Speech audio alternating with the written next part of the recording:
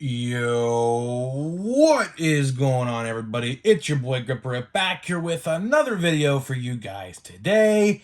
And in this video, we're going to be talking about Fanatics making some pretty significant changes to the way that we view sports cards in the not so distant future and what that could mean for hobby stores and retail in terms of Walmart and Target sports cards. So before we get into that, thank you guys so much for joining me on this video. Can we get 100 likes minimum on today's video? You guys have been absolutely just succeeding in the like goals the past couple days. Can we get 100 likes minimum on this video? That would mean a lot to me, as that's the best way you can help me grow this channel. And speaking of growing the channel, I am doing a giveaway. I am giving away hobby packs of 2023 Top Series 1 when Series 1 comes out in a couple weeks. All you got to do to be entered is be publicly subscribed, like this video, turn on post notifications with all the content here on the channel, and comment in the comment section what you're most looking forward to in the MLB season this upcoming year in 2023. You can comment one giveaway comment per video. It can be the same, it can be different every video. It don't matter. I'm going to read them all after I hit 6,000 subscribers, and I will pick one lucky person to win some hobby packs of 2023 Topps Series 1. So there's that. And one last thing, I am doing Mystery Box Mondays now. So if you have a mystery box you'd like me to review, DM me on my Instagram at GripNripSportsCards. Let me know. I'll tell you where to send it. And guess what? I will give you a whole dedicated video to your mystery pack on Mondays. And we will be doing 2 videos on Mondays as long as there is a mystery box for me to review and open. We're going to do 2 videos on Mondays. And the first mystery box Monday, it might be this Monday. I don't know. But I have someone sending one in the mail. So maybe the Monday after. I don't know if it'll get here in time for Monday, but if it does, we'll do it on Monday. If it doesn't, we'll do it next Monday. The week of, I believe that would be the week of Series 1. So that week could be pretty exciting here on the channel. So there is that. So thank you guys for joining me on this video. And today, we're going to talk about some Fanatics news. It's been a while since I talked about Fanatics. Well, not really. It's, again, Fanatics and Topps are all under the same roof. So when I'm talking about Topps, I'm talking about Fanatics. And when I'm talking about Fanatics, well, I'm talking about Topps. So here we have some new information today, some very new information regarding Fanatics and the future of sports cards. So the future of sports cards is very interesting, to say the least, because with this news today that I'm going to share, and thank you actually to some people in the comment section of the previous videos I've made actually letting me know this is happening, because I legit had no idea this was going on until I was pointed in the direction of this news. This news, it could affect the hobby negatively and positive, in a positive way. And I'm going to talk about both in this video and try to make sense of what they're doing. So the person who left these comments, or people who left these comments regarding this news, was on my video the other day talking about Target. And if you didn't watch that video, go watch it. A very high viewed video. I didn't expect it to get that many views, but it did, I guess. So in that video, if you didn't watch it, I talked about 2 significant changes going into place at Target very soon, if not already. So I talked about how immediately there are no refunds at all available for any sports card, no matter what, no matter if it's damaged or whatever. Although, if, Topps can say you can take it back, but guess what? Target's company policies have changed. No more refunds on any sports card item at Target at all. And then the second change I talked about with Target is some Targets, and for instance, a couple people in the comment section and a couple people I talked to on Facebook and Twitter, they are shortening the sports card sections at some Targets. Now, I don't know who this affects. It just varies by store, I guess. But some Targets are shortening up the aisle of sports cards at the Targets. So in the comment section, if you want your Target restock this week, let me know in the comment section. Did your sports card section get shortened up? I'm going to hopefully, of course, this video is being recorded on Friday. Hopefully I can make it to a Target tomorrow, but it's going to be like negative 15 degrees in Pittsburgh. tomorrow, so I'm not entirely sure whether or not I'll be wanting to leave the house tomorrow. But if I do head to a Target, I will see what's going on with that. There is one particular Target that I want to go to that I know would definitely get a shortened up aisle due to no one buying cards. So I might go to that one tomorrow if I can make it out of the house, if it's not too cold. But we will see what happens with that. But I think that news has something to do with this, because in that video I said them shortening the aisles for particular targets means less product, and that other product that they're not putting in those smaller targets are getting placed somewhere else. Now, we said in that video, where could they be bringing that product to?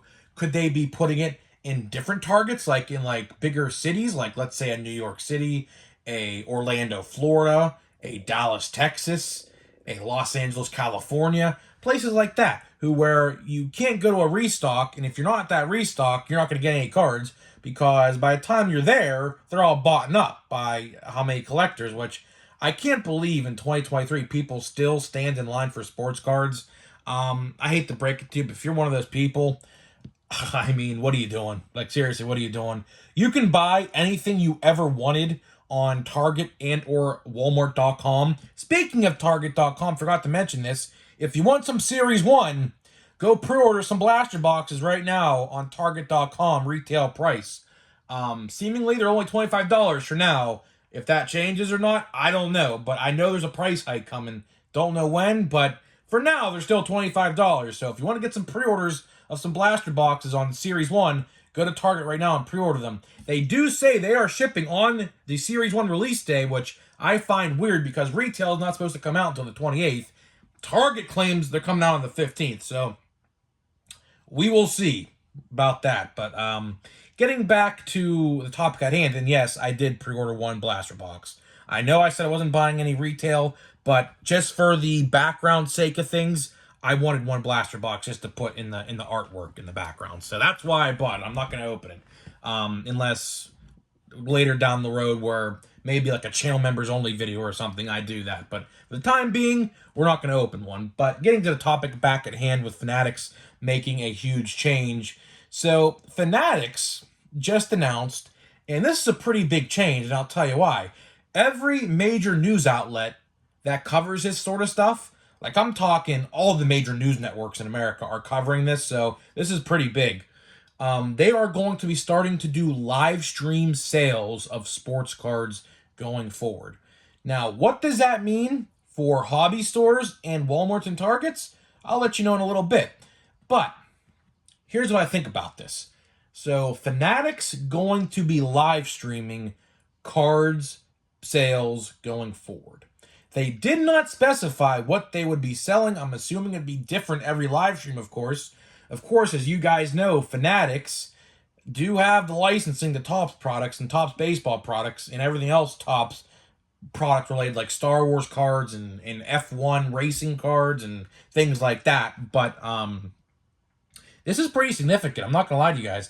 This is a pretty significant change coming to sports cards and the sports card scene, because I believe what they're trying to do here is take some of the heat, and when I mean heat, I mean as in popularity of in like a Facebook Live, a Whatnot, any other live stream service that could sell cards, like a Instagram Live. You know, a bunch of card people I follow on my Instagram do card sales and things like that. I believe what they're trying to do is they're trying to take all those people and say, no, don't go to them because they bought the product from us. You would rather buy the product from us, so that way it comes from us directly rather than those other people. So I believe that's the reason why they're doing it. They're trying to probably say to themselves, well, if they're doing it, why can't we? And we have a bigger popularity than, let's say, a Whatnot or things like that. So why can't we do this and be more successful than them? That, I believe, is what they think when they are doing this decision. Do I like the decision? I'm not entirely sure because I don't know what this entails. Are these auctions? Yeah. they're kind of like Dutch auctions, how Panini does it with these releases. Of course, it starts at a high price, and every couple minutes it goes down, down, down, down, right? Until the price that it hits, and that's the price that you get. But do I see this changing the hobby long term? Absolutely. I can certainly see this changing the way we look at baseball cards. For example, who's to say, and I can see this happening, maybe it happens as soon as this year, I don't know. Who's to say Topps and Fanatics don't steal Panini's idea and start doing first off the line? Well, they pretty much already do, but who's to say that they don't do live streams of Dutch auctions with these products? With, like, for example, I don't know if this is coming out or not, but last year they did it, so I'm assuming it's going to happen. 2023 Top Series 1 First Edition, right? They typically do these first editions, and they did one last year, so I assume they're doing one this year, although there's no news on it yet. I assume we'll get some news on that when a checklist formally comes out for Series 1 in not so distant future. But who's to say that they don't do exclusive blaster boxes and exclusive hobby boxes and do auctions on that app, or whatever they're going to do it on, the app, the website? I don't know where they're going to do it on, but that site, that streaming site where you can bid and buy Topps products. This can change the hobby in a very positive and negative way, because who's to say that they don't just say, let's start putting normal hobby boxes on here for sale, and let's start auctioning off normal hobby boxes, and let's start selling normal blaster boxes, and screw over the retail sports card side of things as well as the hobby side of things in terms of hobby boxes at local card stores. I could definitely see a world where Fanatics says, yeah, you can have your limited amount of product. I'm talking about an LCS store, by the way, but we're going to have a lot of product to sell on our own on this app we have that's very successful. Because I can imagine that this new app they're creating, or site with the live stream service, I can imagine this could be pretty successful. Now, they might dabble in the sports memorabilia side of things as well. Who's to say they don't start auctioning off game-used autographed jerseys of, let's say, like a Mike Trout, an Aaron Judge, some game-used bats that are signed by, let's say, like a Tatis, or someone else of that nature, an Ohtani or something like that? Who's to say they don't do that? I definitely think they're going to start doing things like that, because they already sell merchandise on the lines of that stuff anyways on their official websites. So I could definitely see this changing the hobby. And in terms of retail sports cards, like I said, who's to say they don't go on there and, let's say, take half of the supply and put it on their site and give the other half of the supply and space it out between Walmarts and Targets nationwide? Who's to say they don't do that? Who knows? I mean, who knows? Seriously, who knows? We're just going to have to wait and see, as time will tell, what goes on with this change. This is a pretty significant change in my eyes, because let's say in terms of hobby boxes, and you're a small business owner, you own a local card store, you only get a little bit of product to sell anyways. Who's to say that Fanatics don't take some of your product and say, no, we're not giving you this. We'll give you a little bit, but we're going to definitely ease back on how much you buy. Instead of that, we're going to sell it on our site instead. Who's to say they don't do that?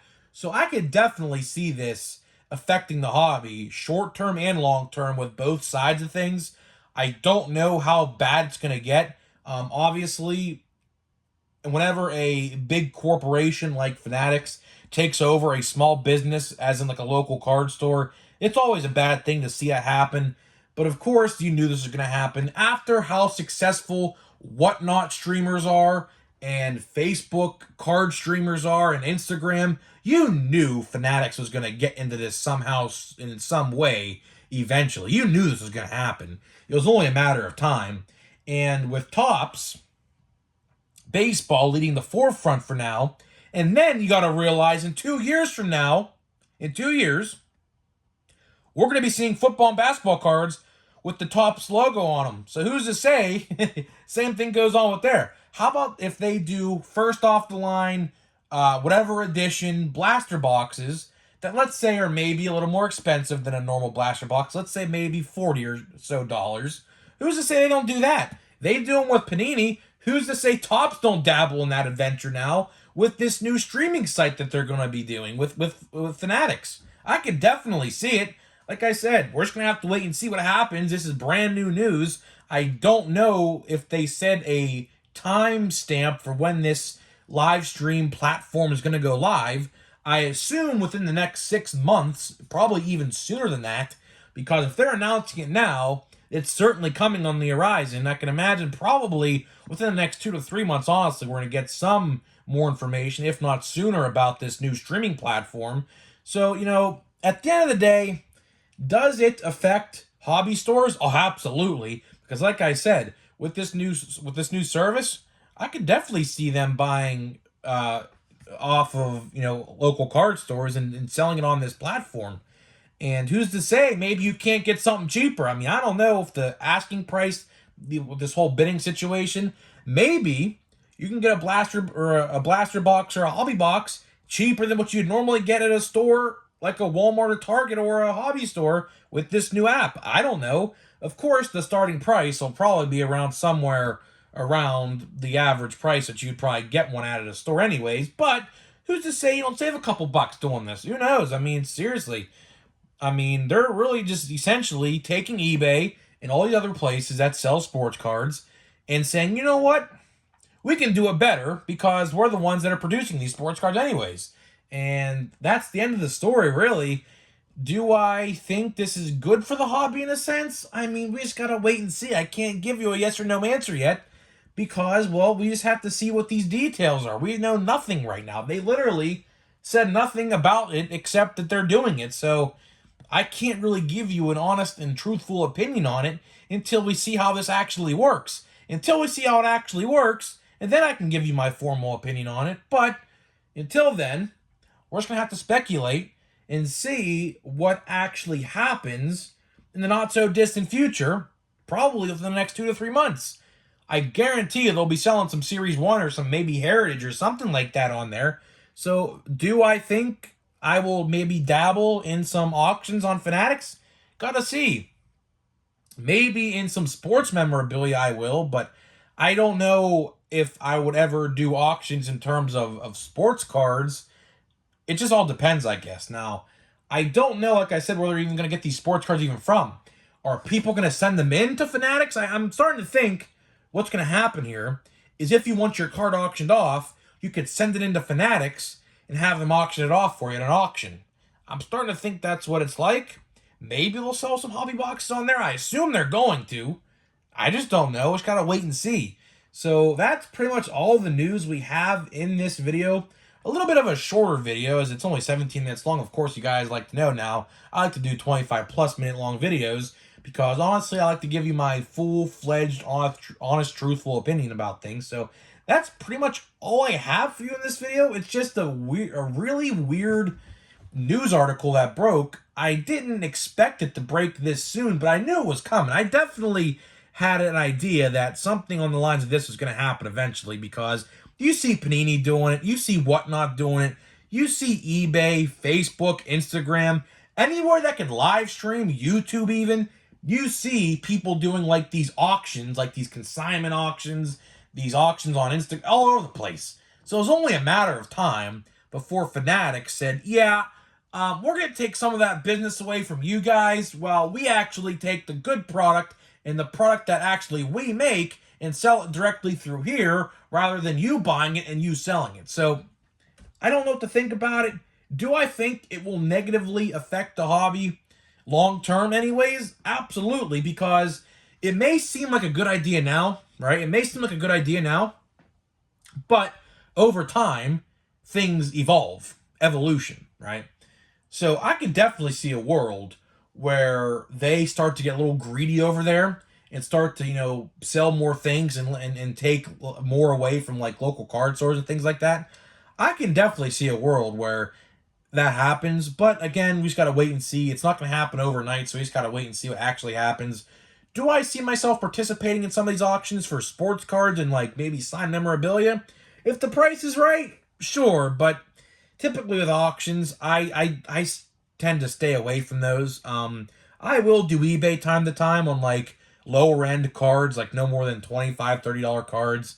But in terms of the big stuff, the higher end stuff, I stay away from it. I don't like to do that stuff.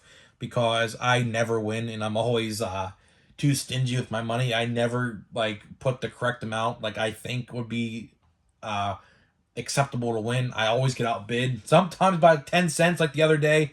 I bid on a card for $7. I kid you not, I lost by 10 cents. I was so mad at myself, but it is what it is.